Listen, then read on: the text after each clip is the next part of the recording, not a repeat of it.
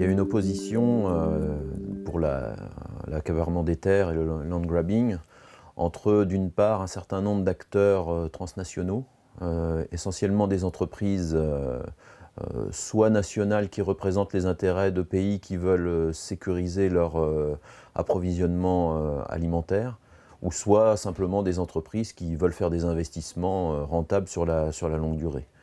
Et ces entreprises réussissent à obtenir des terres, généralement par location à long terme, par bail amphithéotique, au détriment d'un certain nombre d'acteurs locaux, souvent des agriculteurs, l'agriculture paysanne. Le premier problème que ça pose pour les agricultures locales, c'est qu'un certain nombre de bonnes terres vont échapper à la paysannerie.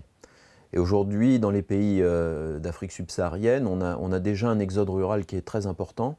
Et le fait de louer ces terres à d'autres acteurs, ça risque d'accélérer un exode rural qui est déjà très important.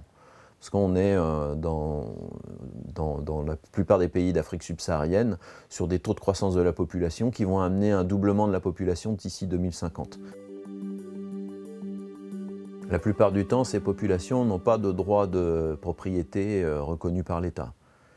Au mieux, elles ont un droit d'usage qui est vaguement reconnu par les autorités locales, mais elles doivent lutter dans des procédures administratives pour faire reconnaître ces droits d'usage.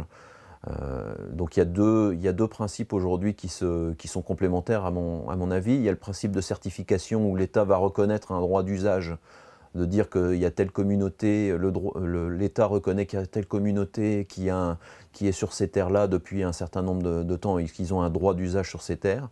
Et il y a une autre solution qui est celle du titre simplifié, où là, l'État va essayer de donner des titres individualisés à des personnes qui utilisent telle terre.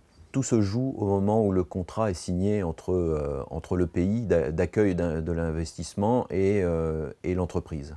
Je crois qu'il faut que ces contrats soient plus contraignants, soient plus précis, pour que le pays en retire effectivement un bénéfice. Et ce que peut faire la communauté internationale ou les bailleurs de fonds, ou en tout cas les agences de développement, c'est aider les pays, quand ils le veulent bien, à négocier au mieux ces contrats.